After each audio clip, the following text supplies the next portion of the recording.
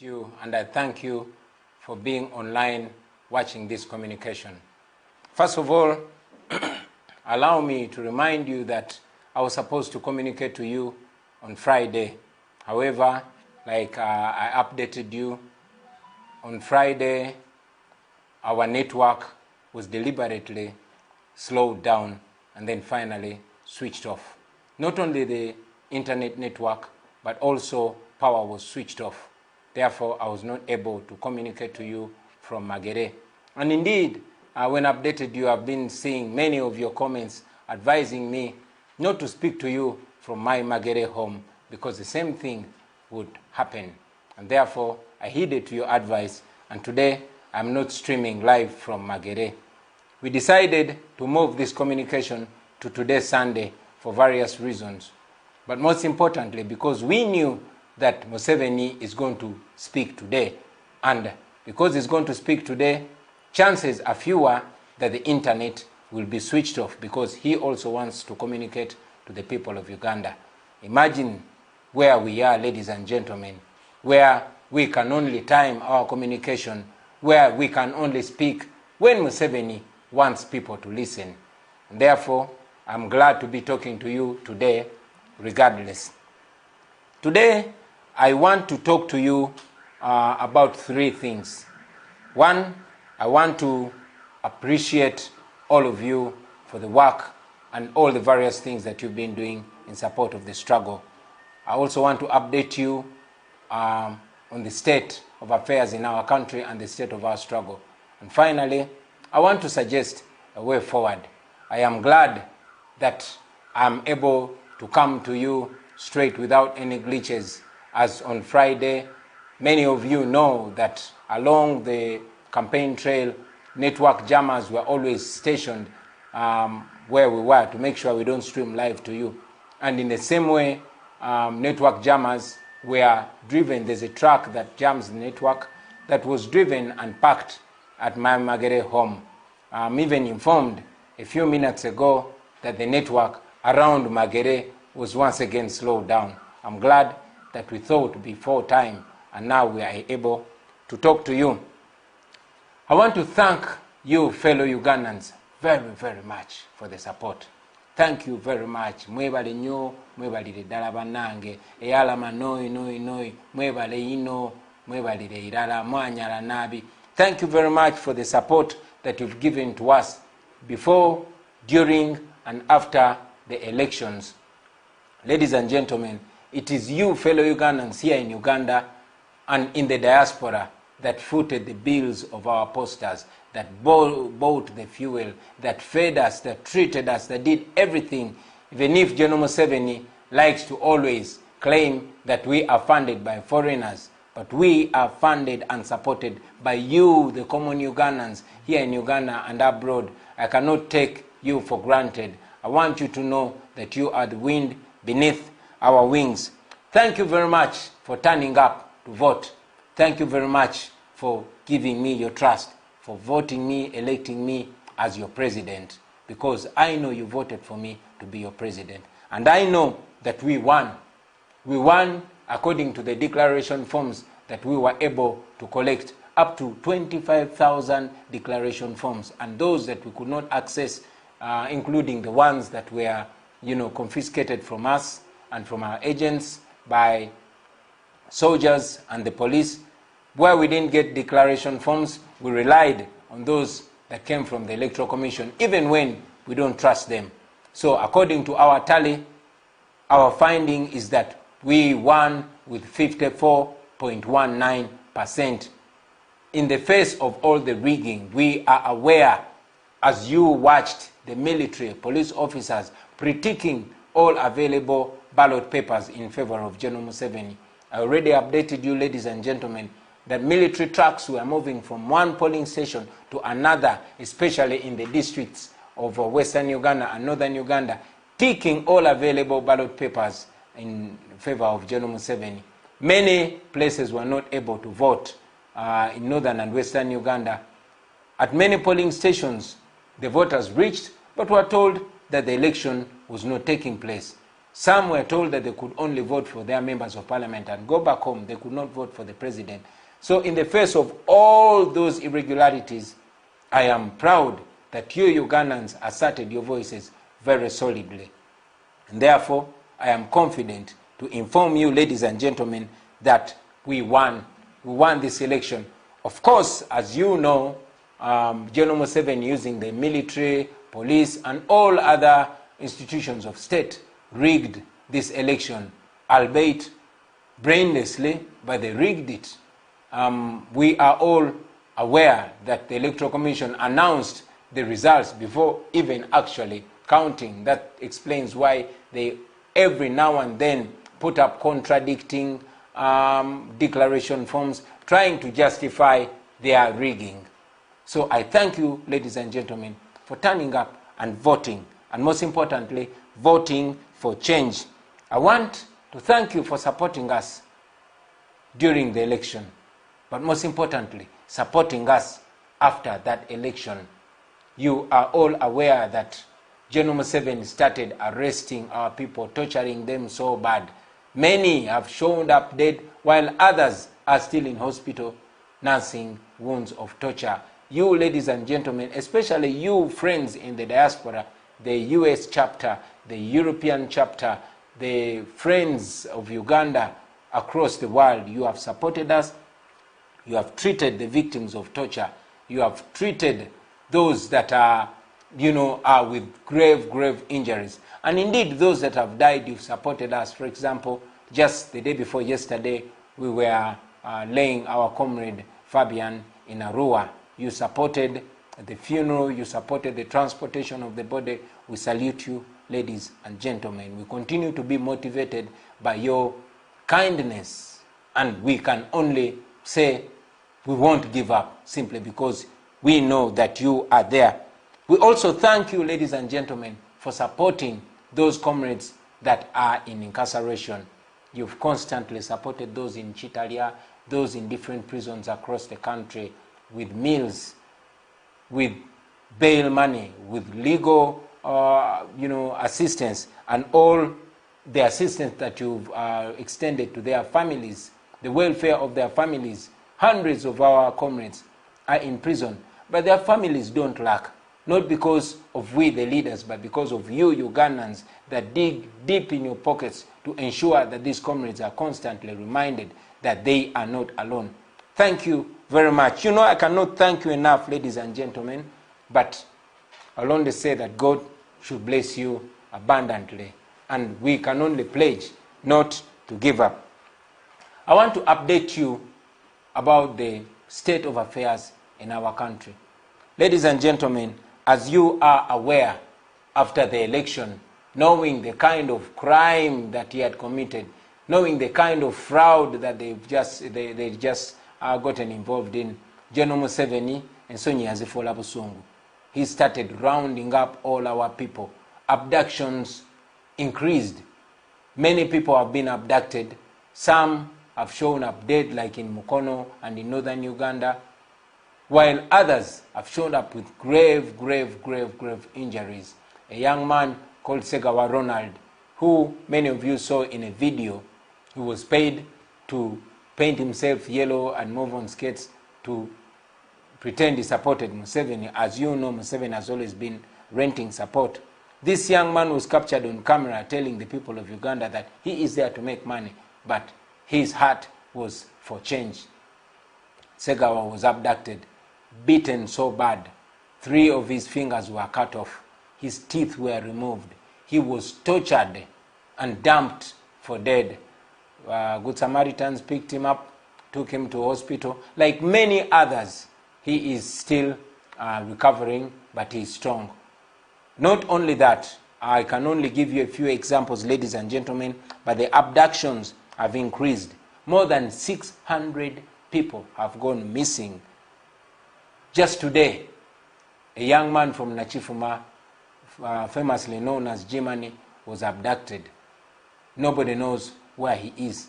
And a few of those that have showed up, you've seen they've come out bearing marks of torture. Many have been murdered, like I've said. The females that have been lucky to resurface, have reported being raped in detention by government security. Others have been tortured so bad that they even fear to speak. We have a newly elected mayor in Buwama. He has been missing for a month, but when he and his comrades showed up, they could not dare speak because their close associates tell us that they were gravely intimidated and promised to be murdered if they dared to speak out. However, it's at this note that I want to encourage all of you friends, speak out. Mwogere baba bakozeko kubanga yeyo security yokaje muina. Speaking out is the only security that you have. I always told you on the campaign trail, and I tell you now, that the camera is our biggest weapon. Dictators fear being exposed. So don't be intimidated. They released you because they could not hold you any longer, because there's so much pressure. So while we exert the pressure, once you happen to get your freedom, speak out. Your speaking out is going to be life-saving for the many people that are in incarceration.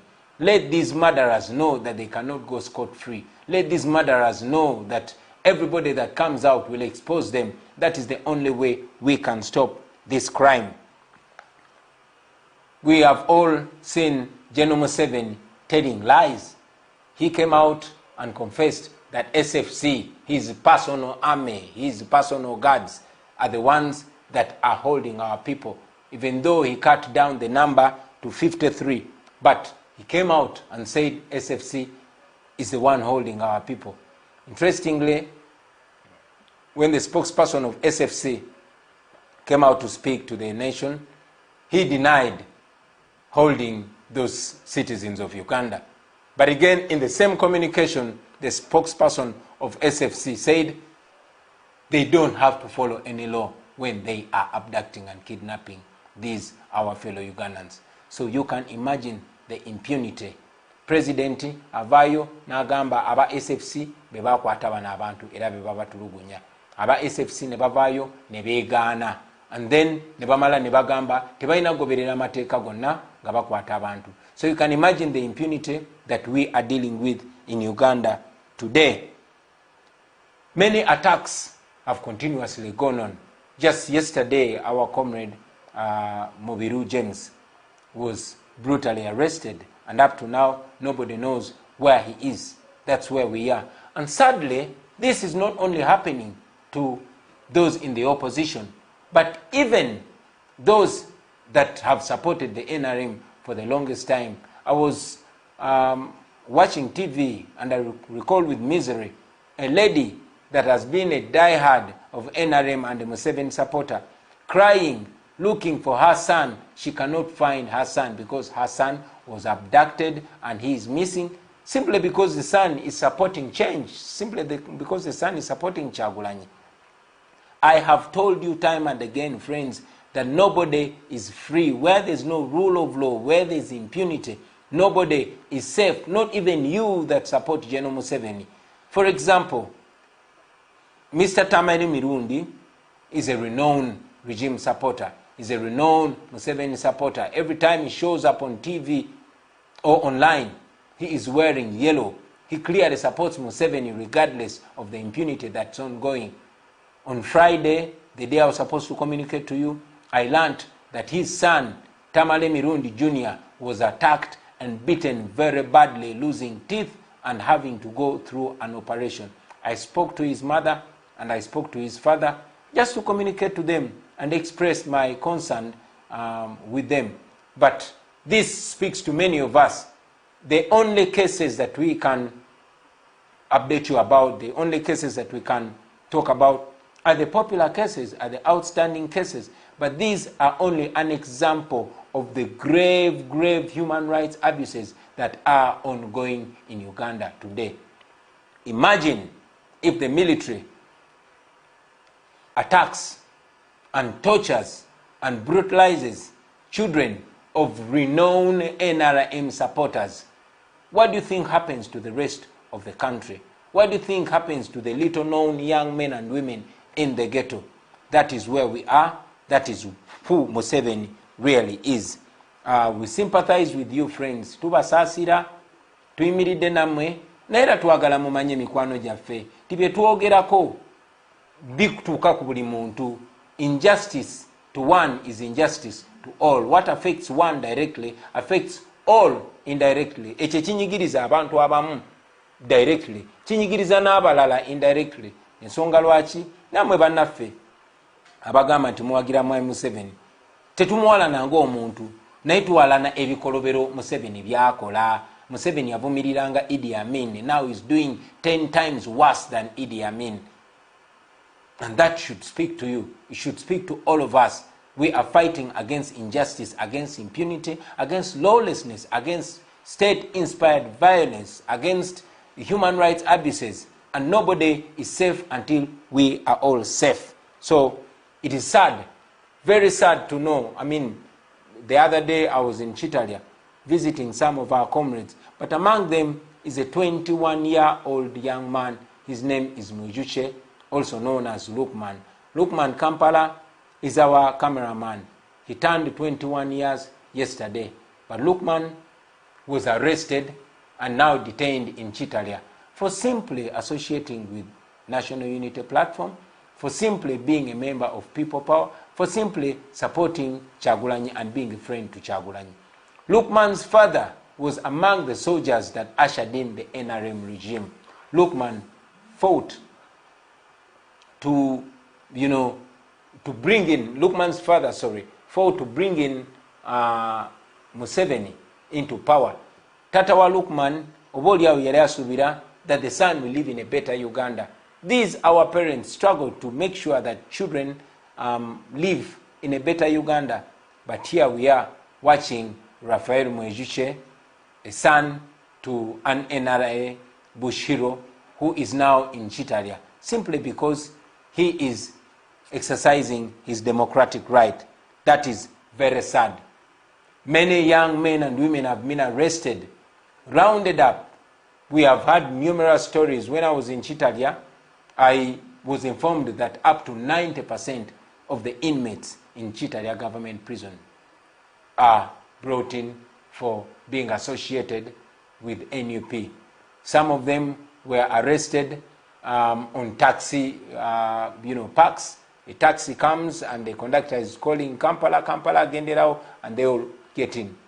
They drive up to CMI. Why? Because Museveni fears young people. Museveni knows that young people have been betrayed. He has, duped them, and he knows that they are not supporting him. And he fears them because he knows they will assert their right in one way or another. So he's rounding up Nalumanya, Nesalumanya. Many of them are charged for possession of military stores. Many of them have never seen a beret like the one, or never touched a beret like the one I'm wearing. But when they reach there, they are put in a room, made to wear a beret, a picture is taken, and they are detained in Chitalia.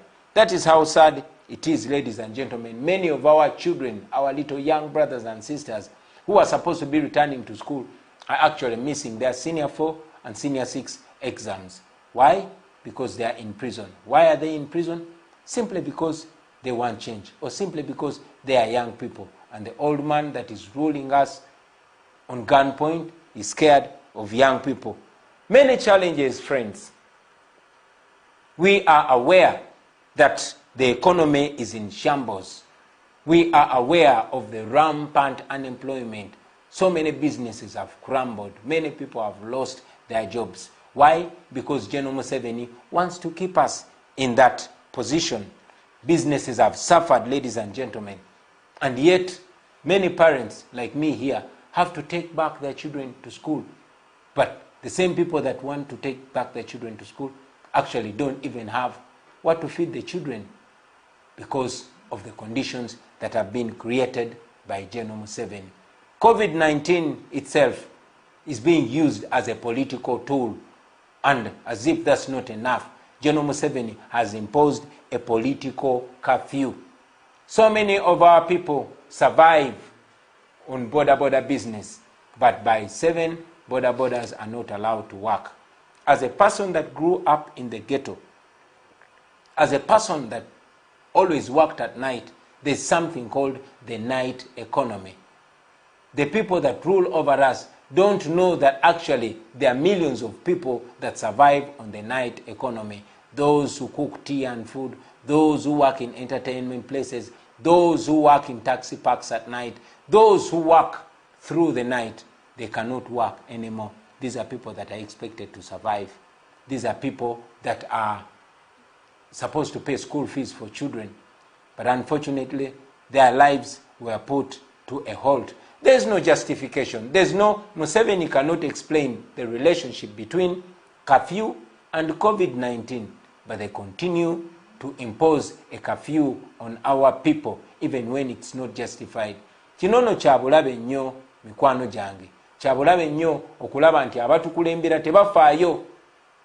Abannayuganda bangi nnyo ng'emirimu gyabwe gya kiro, nga bo basurvivingira ku night economy, ng'omuntu akozeeko mu ndongo, ng'omuntu akozeeko mu bulamu bw'ekiro, mu taxi ez'ekiro, mu mikolo egy'ekiro. Tumanyi nti bangi abafumba kyayi ku zipaaka, abavuga zibooda ekiro, abavuga taxi ekiro, ng'omu agivuga misana omulala agivuga kiro, booda omu agivuga misana omulala agivuga kiro, n'ebirala ebifaanana bwe bityo. Obulamu bwabwe bwakoma. Lwaki? Kuba Museveni yateekawo kafyu. Tasobola kunnyonnyola nti kafyu egasa bweti mu kulwanyisa obulwadde. During the day, the towns are packed, but at night, simply because he wants to subjugate the people and keep them under stiff control, he has imposed that curfew, and every now and then when he's scared of what would happen, he tightens the curfew. We criticize that in the hardest terms possible. But again, criticizing it is not going to be enough, ladies and gentlemen. In our suggested way forward, maybe we'll suggest a few things, but like I constantly say, it's also upon you, the people of Uganda. It's not only upon the leaders. You are leaders too, so you can also devise solutions. Besides the night economy that has died, the health care sector, we borrowed loads of money to revamp our health care. We had expectations that maybe the COVID-19 pandemic might give us reason to refurbish our hospitals, to restock our hospitals, to have medicines in our hospitals. Alas, General Museveni used all the borrowed money to ensure that he uses it in campaigns, to ensure that he uses that money to, perpetuate himself in power. And for that reason, our health sector continues to sink. Our hospitals and health centers continue to be sick themselves. People suffering from COVID-19 are dying here in Uganda because of reasons like lack of oxygen. You can imagine, in a pandemic, in a health crisis, hospitals are doing worse than they were doing before, despite of the trillions borrowed. Insecurity. We are facing insecurity brought by security. What do I mean? It is the security agencies that are supposed to guarantee security. Very unfortunately, they are the ones that are increasing the insecurity. We are aware that police officers, LDUs, soldiers are the ones either robbing people or waylaying them and extorting money from them. Just a simple drive at 8 o'clock, you're going to find people rounded up. If you are able to bring 10,000 or 5,000, you will go home. If you're not, then you're going to go to prison. Very many people are in prisons having been arrested out of purportedly enforcing a curfew. So this is insecurity by security. We've seen looting by men and women in uniform, extortion by men and women in uniform. Very sad. Very many grave injustices that are ongoing. However, like we said when we were starting our campaign, that we have gone past the book of lamentations. We are heading to the book of actions. So because I don't intend to take so long communicating, ladies and gentlemen, it is necessary to remind us of the challenges that we are facing as a nation. But again, we want to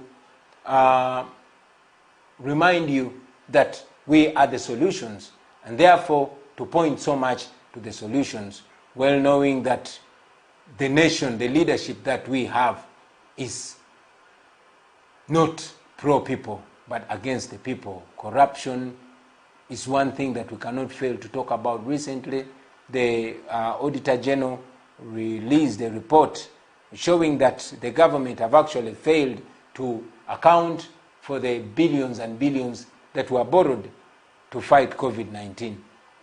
Twewoze billion in a billion, government tesobola kulaga ngeri gye zaafulumiziddwa nenga zaafulumiziddwa. And that is how it has been. Every day in the papers there's a story talking about corruption, talking about billions and billions that have been stolen. Unfortunately, these billions are stolen either by relatives of the president, or by cohorts of the president, or the inner circle of the president, or the untouchables of this country. And therefore, we can only talk about it and leave it there. And that's it, until we decide to paint a better way forward. Number 3, the way forward. What is the way forward? With all the challenges that we've mentioned, ladies and gentlemen, with all the injustices, with all the unbearable pains that we are facing, what is the way forward? First and foremost, we looked at changing leadership, and that is why we went into the election, which election was marred with brutality, with lawlessness, with murder. Hundreds of our people were killed, and looking at the 18th and 19th of November, over 100 shot dead. Nobody held accountable, only for General Museveni to come out chest thumping and congratulating his boys for a job well done. And the killing has continued. We won the election, but we were not announced winners. I was put under house arrest. We petitioned the Supreme Court. You all saw how the Chief Justice conducted himself and his remarks. And that's why I told you that we are bringing back the matter to the court of the people. So what is the way forward?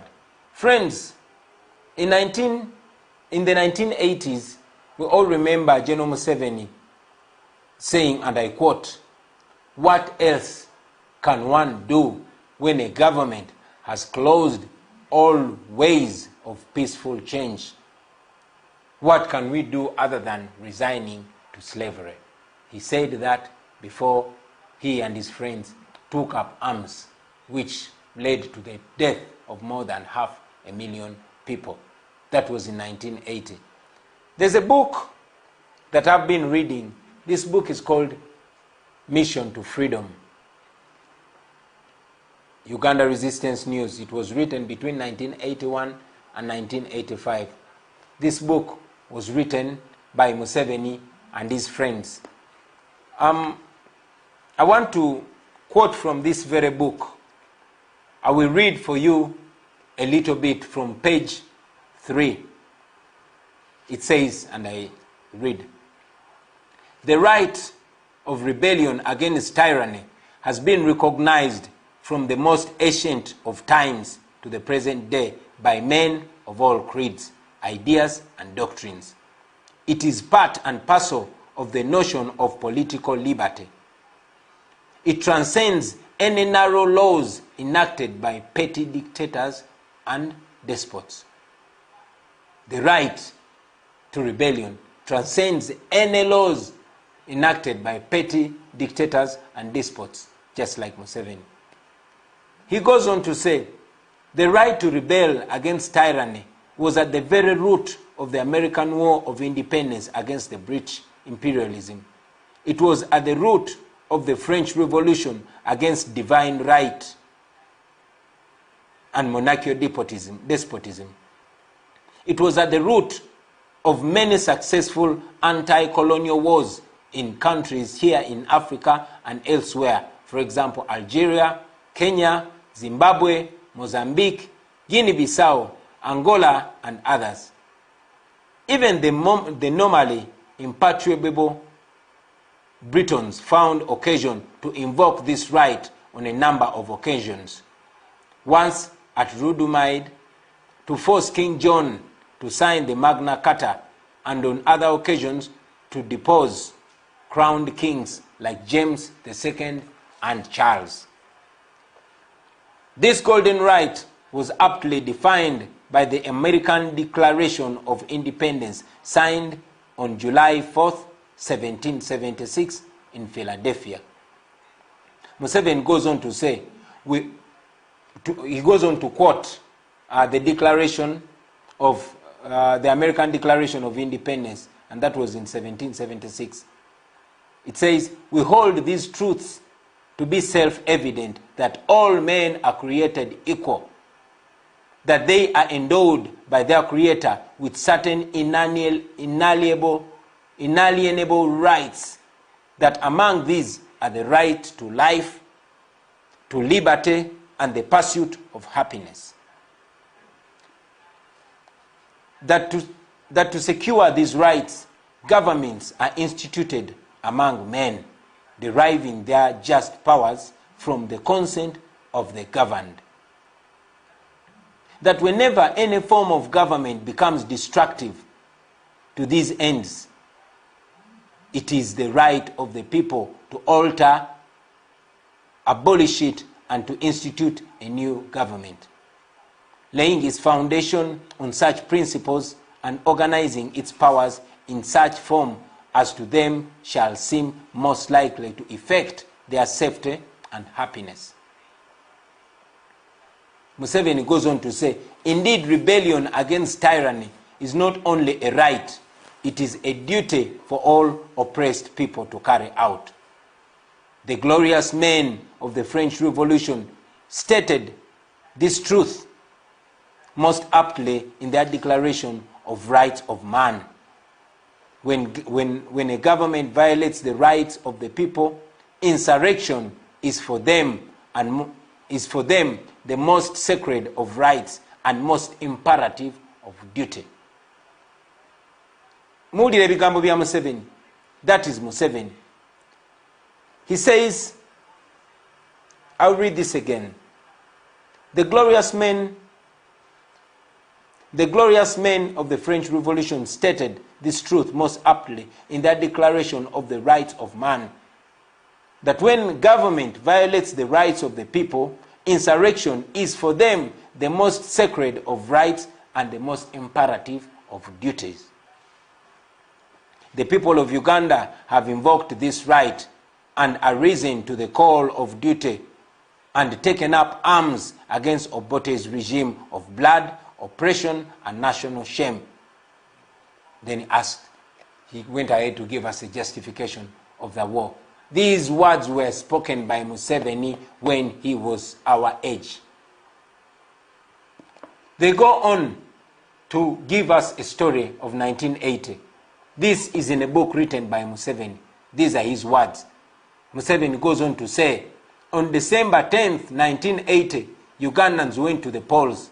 By late afternoon on December 11th, it was clear that UPC and Obote were heading for a resounding defeat, in spite of all the rigging that they had done at earlier stages of registration of voters, nomination of candidates, demarcation of electoral boundaries, etc.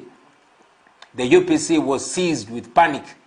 Paulo Muwonge, at the time Obote's proxy as head of government, took over the powers of the Electoral Commission, and by his decree of December 11th, 1980, the decree stopped the returning officers and the Electoral Commission itself from declaring any results unless such results were personally approved by Muwonge. The decree further directed that all returning officers should not submit their constituency results to the Electoral Commission, but to himself, Paulo Muwonge, Obote's man at the time. A record fine of 70,000 in 1980, that was more than 200 million today. That was the fine imposed by Muwonge for anybody who did not comply with the decree. At a secret meeting throughout the night of December 11th, Obote and Muwonge proceeded to allocate seats to their party cohorts, even those that had not even gotten 10% of the votes. The following day of 12th December 1980, using their control of the national radio, the army, the police and other state machinery, and backed by the government of Tanzania, Obote and Muwonge announced their coup. One became the president, the other became the vice president and minister for defense. Once again, a minority and unpopular clique was imposed on the people of Uganda, leaving them with no option but to take up arms in defense of the democratic rights. Those are words of Yoweri Museveni in 1980 up to 1985. Do you find any similarity to today? If you only remove the name Obote and put the name Museveni, if you only remove the name Paulo Muwonge and put a name of Byabakama, you'll find that this whole writing becomes fresh again. Fellow Ugandans, we are back to that same point 40 years later. 40 years later, after losing more than 500,000 of our mothers and fathers, we are back to the same place. The same thing, and even worse, is happening today in our generation. So, what is the way forward? I've labored to go into all that detail so that you understand where we are and where we must go as a nation, as a generation. I've said it right from the word go that we are non-violent. We don't believe in violence. We are tired. We are frustrated. We are hungry and we are angry. But at least we still have a brain. We have conscience. We respect life. We are many, much more than these criminals.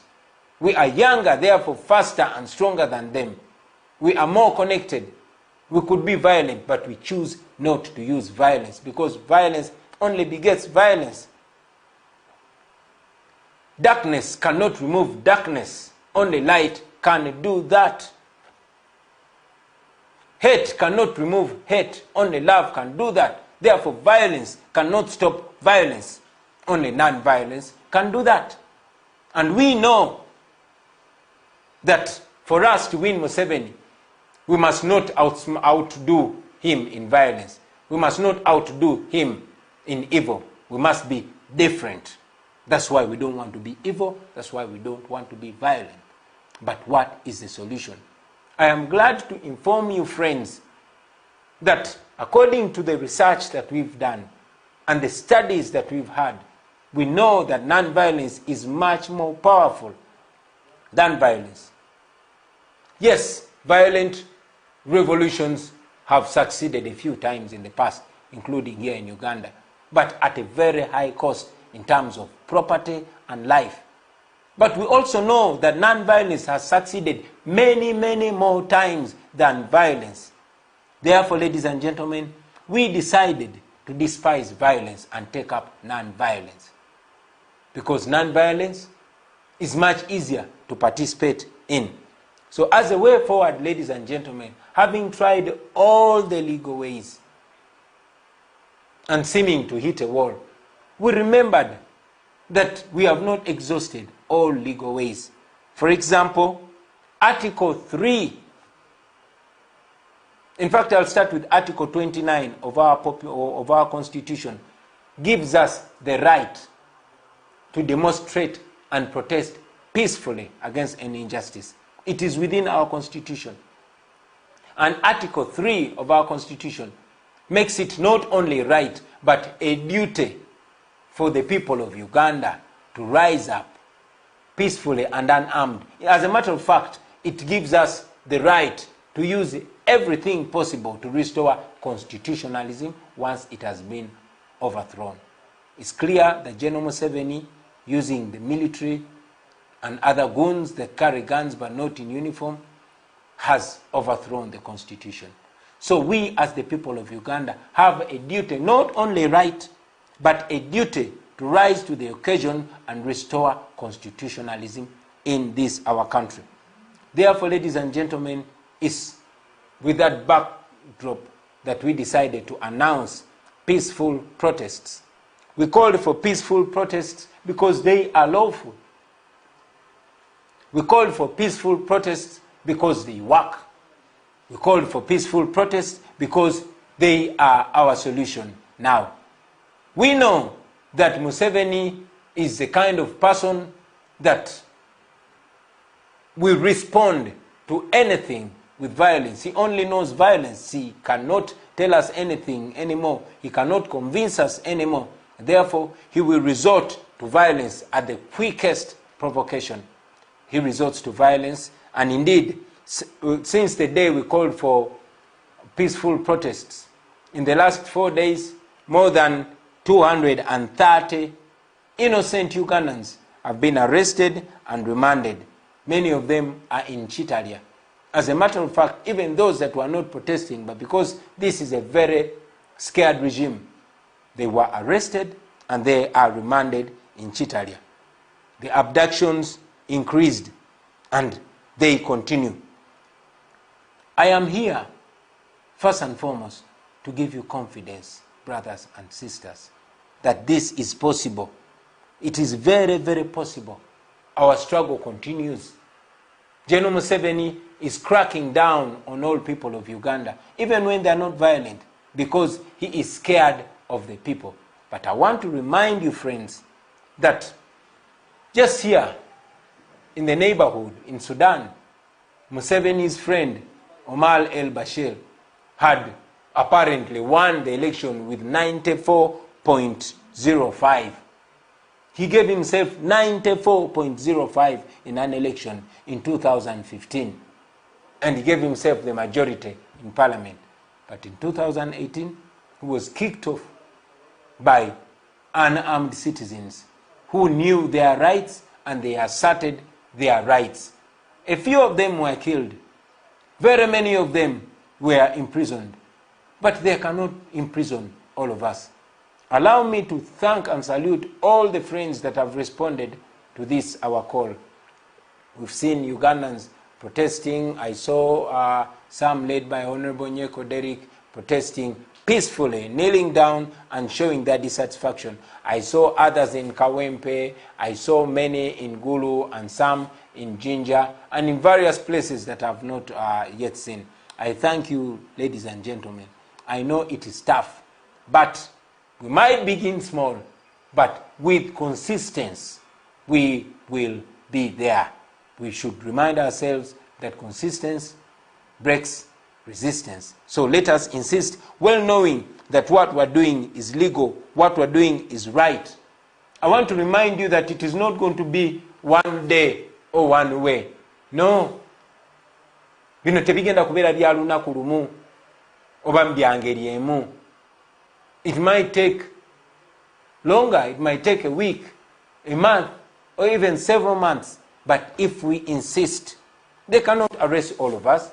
Amakomera gaffe tegasobola tumalayo, tegasobola tujja kugajjulamu bazzaako ekyekirala. Because tetulina musango, tetulina tteeka litumenye. For as long as you know that you have not broken any law, we must be proud to suffer for what's right, to stand together, to protest together, to go to jail together, and to win together, because we will certainly win. We know that. You should know that. So be motivated, be encouraged, ladies and gentlemen. Keep going. Like I said, it might not take one day or one form of protest. So take it upon yourselves. Devise means of protesting. I encourage those that have been intimidated so much, because it's true, the police and military has been deployed everywhere to just brutalize anybody that dares to speak out. But friends, these people cannot be on our streets forever. No. I know that Museveni, because he cannot pay these security operatives that he deploys on the streets, probably that's why he condones the extortion that they're carrying out on the innocent citizens. Why? Because to him they're paying themselves regardless of the insecurity and the inconvenience that they're causing to the people. But persist, friends. Keep going. Do not give up. We can do this and we are going to do it. Let us find various ways of protesting and we should go on to protest. Now, it's at this note, friends, that I want to note this very, very important issue. And that is the issue of discipline. Discipline. Discipline, friends. A revolution without discipline is dead at birth. A revolution without discipline is going to be very quickly vulgarized. We must be disciplined so that people join us. We must be disciplined so that we can distinguish ourselves as the ones who are right while our detractors are wrong. We must exercise discipline so that we even encourage people to join us, so that we let people trust us. We must be disciplined. I want to discourage the business of maligning leaders, of calling out leaders, of some of our colleagues using social media to blackmail their colleagues. That is not what we are here for. We know that there are challenges everywhere. What one person has not done, you can do. The blackmail and constant calling out and constant, falsehoods that are training on social media, they do not help our revolution. They only help the dictator. And that is what the dictator wants. So I discourage that. I don't support it. And it must stop. Kachino kanchogere ne mu Uganda mikwano jange. Ekigambo cha discipline. Ndabe banji nnyo ku bannaffe ng'ate tebava naddala ku social media nga bamalininga nga basaaba ate bannaabwe be bali mu struggle yemu. Tekina kye kitwongerako okudda ku social media n'oyogerera ba freedom fighter banno. Munno kyalemeddwa okukola gw'osobola okikola. Ekyokudda okusojjagana n'okwogereranga n'ebifuukule amafuukule tekitwongerako, wabula kyongerako dictator. As a matter of fact, dictator akikozesa nnyo okuteekawo olwatika muffe, okutwawulayawula, okuteekawo obuteesigangana, to create doubt amongst the forces of change. Tekina kye kikwongerako gw'okudda ku social media n'okolokota ate bakulembeze banno. I've been seeing it and I don't like it. Ekyo njagala kikome embagirawo. Tetusobola kubanga tulwanyisa nakyemalira, tetusobola kubanga tulwanyisa omuntu abwamba abantu baffe, atta abantu baffe, ate amaanyi ge twandikozesezza okulwanirira bannaffe abawambibwa, abali mu kutulugunyizibwa essaawa zino, abali mu kulaayibwa, abakyala abali mu kukwatibwa, ate amaanyi ago ne tugawoza ti agamu tulwanyisiganye, buli tulwanyise bannaffe. Manyi nti abakulembeze bangi nnyo abatannasobola kukola kye balina kukola olw'embeera gye tulimu. Naye oli kyalemeddwa okukola, either mutuukirire oyogere naye personally oba gwe okikole. Abantu abatulaba eyo bagwamu nnyo amaanyi nga balaba tuzze mu kusojjagana. Ekyo kiremesezza nnyo bannayuganda okwenunula okumala ebbanga ddene, kitukuumidde mu busibe. So njagala kikome embagirawo, because it does not do us any good. It just divides us, it weakens us, it discourages us. It discourages the leaders. It discourages everybody. While I call upon leaders to give leadership to their people. But let us do that with respect. We've always said that we shall see and judge people by their actions. Abantu tubalabirenga ku bikolwa byabwe. Naye twewale ebigambo ebitematemamu bannaffe oba ebinafuya bannaffe. Oli bw'aba n'obunafu tumutuukirire nga ye, kuba tuli bakulembeze era abantu batwesiga. I want to request you comrades to focus. There's going to be a lot of diversion. A lot of diversion. You're going to be told various stories. I've been watching various groups. A group will come and say, do not protest because you're going to cause us problems. Don't be diverted. Nalabye n'abalala bavuddeeyo ne beeyita aba people power naye nga baagala kutujja ku mulama. Temuwuliriza abo abasumbuyi abatabuzi. Mwebereremu mubeere ku mulama, temuva ku mulama. Let us keep our eyes on the prize, ladies and gentlemen. As I conclude, I want to call upon the leaders, all leaders, religious leaders, cultural leaders, political leaders, and all forces of change. Friends, this is not a call of only the National Unity Platform. This is a call of the people of Uganda. You can make that call in your own voice, in your own shade, in your own color, for as long as it is for the people of Uganda. This is a time when we must stand all together, whether you are a political leader or you're a religious leader. Let us demand for what is right.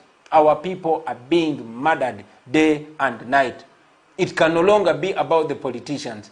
It can no longer be about a certain religious sect, about a certain tribe. No, it's about all of us as the people of Uganda. So let us stand together and offer leadership to the people of Uganda. Let us reject what is wrong and embrace what is right, regardless of the language. Let us reject what is oppressive and embrace what is right. Let us reject what is unjust and embrace what is just. To all the leaders, it would be the best experience for the people of Uganda if we can all speak in one voice, with one voice. We don't have to stand on the same podium to say this, but the people know when you speak for them and when you speak not for them. So kindly embrace the call. All leaders, make the same call. Let us have our people stand up and liberate themselves.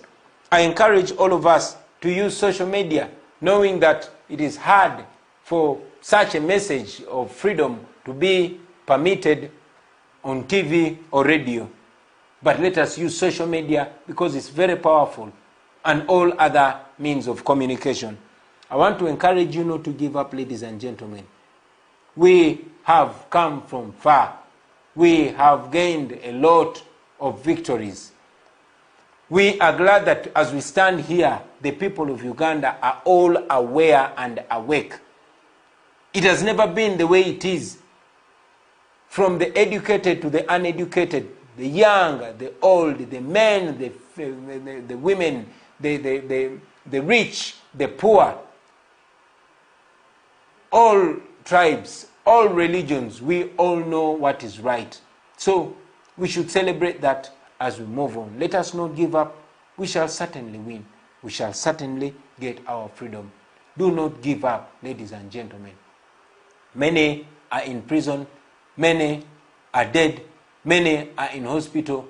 But let us remember that these people, including the ones that have paid the ultimate price, have done this to liberate us. For us who still can, let us keep soldiering on. Let us keep moving. Let us keep doing what is right. After all, the entire world is standing with us. After all, we are on the right side of history, on the right side of the law, on the right side of morality. The law is with us. The people of Uganda are with us, and God is with us. So don't give up. A luta continua. As for me, I will be back.